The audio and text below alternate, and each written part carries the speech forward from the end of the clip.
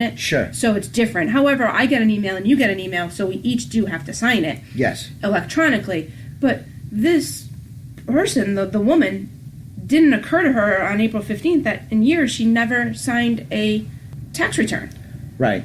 And that being said, other money was being taken, other things were going on, and, it really could ruin a marriage. It could. It didn't, but it could. That qualifies as marriage infidelity. Yeah. I mean, that's not like, hey, I went to Macy's or Nordstrom's and I bought a few things and, I'm just kind of keep it on the DL. I don't think you should do that, but that's pretty slight. But something as severe as not filing your taxes. And I don't know personally if he said he did and he didn't or whatever. I don't really know. But also as a wife, you have to sign it. Yes. So I think you would agree that over the course of our marriage, we've been always very open, and there haven't been secrets unless maybe one or both of us are keeping secrets, but that really hasn't come into play.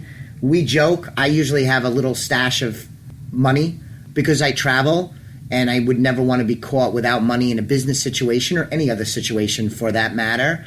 So I have my little stash of money, but she knows where the stash is. And at times my stash has gotten eaten into a bit. I think the kids might even know where it is at this point. So, I mean, it's not that secretive. And it's also not that much money. An amount of money. I know one wife who keeps money from their husband because they don't agree on money. And he's a spender, she's a saver. And she doesn't agree with his approach, but she kind of lets him handle things. But she has like $60,000 in a savings account he doesn't know about. I know somebody like that too. That's marriage infidelity. I know somebody like that too. I don't think it's the same person. I don't think it's not either. Oh. I don't think you know who it is. I want to know though. Don't say anything now. So one of the single biggest cause of divorce is money fights. And so we've had some fights about money, including our first fight as a married couple was over money fight. Yes. Right? So I was running a checkbook, and when I was single, I would run my checkbook down to basically zero. Money would come in, I would pay bills, I would save and invest, and I would run my checking account almost down to zero because I didn't need a lot of money. I was a single guy, and that's how I would do things. Well, then after we got married, I would do the same thing, but now there was more money coming in, and I was more interested in building wealth and saving and investing, including for our home that I wanted to buy so we could move out of the condo. And I ran the checking account down low like I normally do. And Joelle, why don't you tell everybody what happened? Well, at that point, you didn't have a stash of cash either. Right. So that might have changed after that day. Yes. But my niece came a knocking on the door. She was about 4 or 5 and wanted to sell me some Girl Scout cookies. So I wanted to buy 3 boxes of Girl Scout cookies from her. I needed, at the time, maybe $30 or something, so maybe I wanted to buy more. I don't remember. I owed her $35 for Girl Scout cookies. I didn't have $35. I didn't have any cash. I couldn't write her a check. I had no money to give my niece. It was so embarrassing. And I said to Chris, I can't believe that we don't have any money in the checking account. He said, well, wait, this is good. This is good. How much money do you keep as a buffer? I said, I always kept $1,000 as a buffer. Always. He's like, well, that's ridiculous. We're not doing that. So that wasn't even a conversation. It was like, we're just not doing that. That's just too much money. So I said, well, what if I needed this? What if I need that? He's like, you have a credit card. You can always use your credit card. I said, well, my niece doesn't take credit cards. So now I can't give her any money, and I can't buy these Girl Scout cookies. So it was a big fight. I started throwing statements at him with all the money we had, but I didn't have any cash to give her. So, yeah, it was an interesting fight. And so now we keep cash. Joelle is very kind because it was way more energetic than she's letting on. It was kind of heated. It was very heated. And over the course of time, she has handily won that debate because now we keep a sizable amount of money as a buffer, even more than what was debated. Yes. Probably still less than what a lot of people would be comfortable with. So I've still... Yeah, well, that was back when we had absolutely... Correct. Not a lot of... And we keep cash on hands. And she was right. It was different than when I was a young, dumb, single guy compared to married. And then when you bring children into the mix and you have a household with different things that come up. So that was our first fight. Yes, and I remember we were having his parents come over for dinner. that day. And that's always fun when you have to pretend you actually like each other and sit down with your in-laws. Yes, Have dinner. when we're not talking. Yes. Yeah, good stuff. So, how would you, if you were giving advice to someone about the fighting, we playfully, we talk about it, and it is going to happen. It's inevitable. But any thoughts on fighting fair when it comes to money and finances?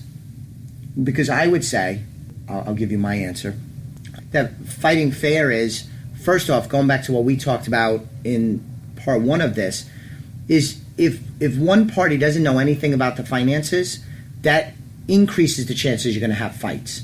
Because if you don't have an appreciation for how things are working, even if it's not good news, you're more apt to have a fight, but the basis of the fight may not be based in reality because you don't know what's going on. And so that would tie into what we talked about before.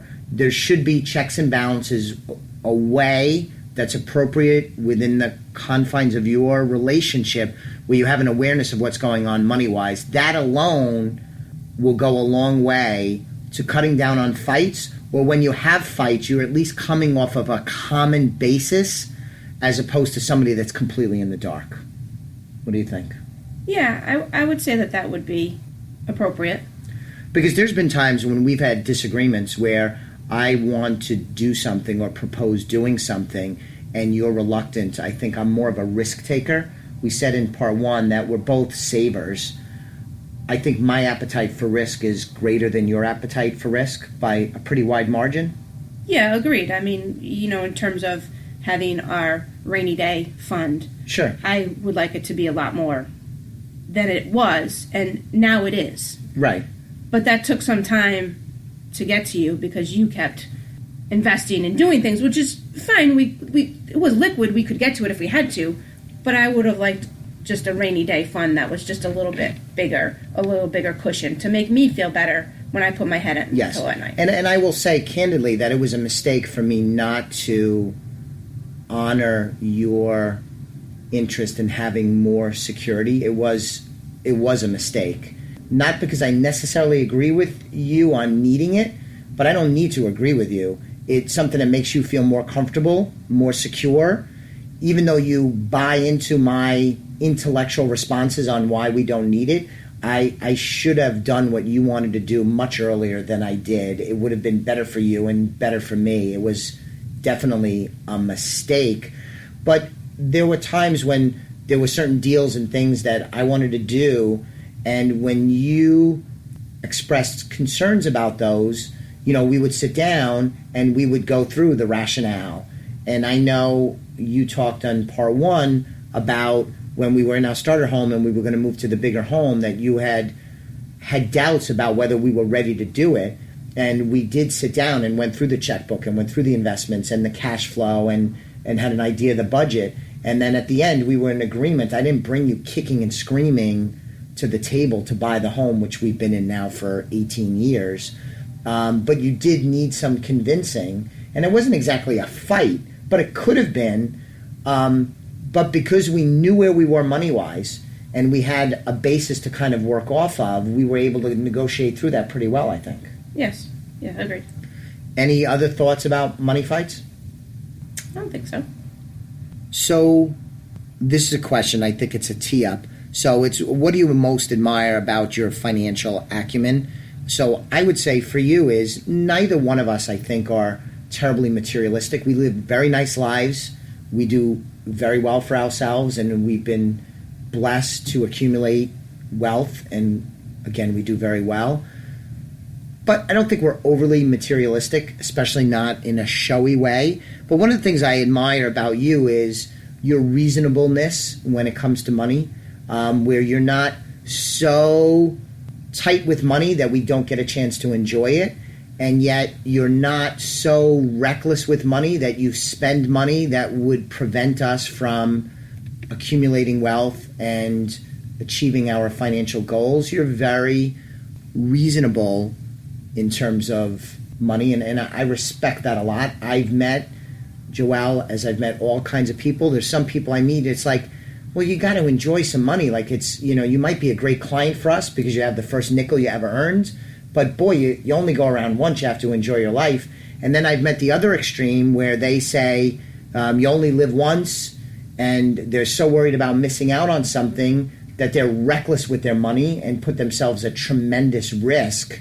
But I admire that a lot about you, because we've enjoyed the heck out of our money over the years, but yet we've also played by the rules that I espouse to clients, and we've accumulated wealth and put money away for college and retirement, and we've been responsible with debt, and we've been paying off debt at a really fast clip lately.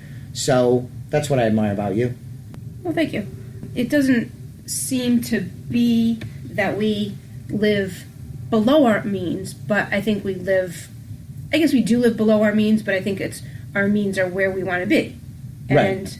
We live a life that we enjoy, and we get to do a lot of nice things, which is wonderful for me. And what I think about your financial acumen is you have this goal, and you adjust it along the way, but you have a goal, and you work hard for that goal, and it has afforded us a nice lifestyle because I've been able to stay home with the kids because you have this financial acumen of a goal, and you set it and you work hard for it, and it makes it work for our family. And I think that we have had a very nice life. Again, there's been some ups and downs over time, Sure. Through buying some things that maybe haven't worked out or have worked out better than we thought or worse than we thought, and we've had to make adjustments along the way.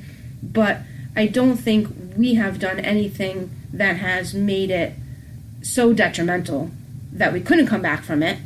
And we've also made it to a point where things are, on an upward trajectory, and we are getting closer to retirement, and things are changing in our lives. Our daughter's in college, our son is coming up for college, so there's a lot of things going on that are going to cost us a lot more money Sure. than the ball games and the, smaller things. But I think that you've had your eye on the prize for a very, very long time. And that has, I guess, put us in a position where, you could see the light at the end of the tunnel on some things. Beautiful. Thank you. So thanks for joining me. I know you have to go, so thank you for listening. We'll be back with you next week for the third of the 5-part series. In the meantime, subscribe to the Simply Financial podcast. Go to the website, www.elliottwealth.com. Get more information about me and the team and how we help our clients win with money.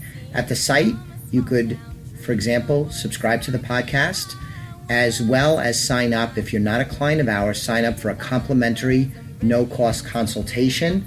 Thank you very much. We'll be back with you next week. The views expressed are not necessarily the opinion of SagePoint Financial Incorporated and should not be construed directly or indirectly as an offer to buy or sell any securities mentioned herein. Investing is subject to risks, including loss of principal invested. Past performance is not a guarantee of future results. No strategy can assure a profit nor protect against loss. Please note that individual situations can vary. Therefore, the information should be relied upon when coordinated with individual professional advice. Please note the information being provided is strictly as a courtesy. When you link to any of the websites provided here, you are leaving this website. We make no representation as to the completeness or accuracy of the information provided at these websites, nor is the company liable for any direct or indirect technical or system issues or any consequences arising out of your access to your use of third-party technologies, websites, information, and programs made available through this website. When you access one of these websites, you are leaving our website and assume total responsibility and risk for your use of the websites you are linking to. Securities and advisory services are offered through SagePoint Financial Incorporated, member FINRA SIPC. Insurance services offered through Elliott Wealth Management, LLC, not affiliated with SagePoint Financial. It was a New York scene from a small town dream. I was flying high, I was feeling fine. I won't be put in line, 'cause I'm ready to do my time. Simply Financial is part of the Exvadio Podcast Network. You can find Exvadio podcasts at exvadio.com/podcast, the Apple Podcasts app, iTunes Store, iHeartRadio app, Spotify, Stitcher, and wherever you find podcasts. So join us and stay informed and entertained.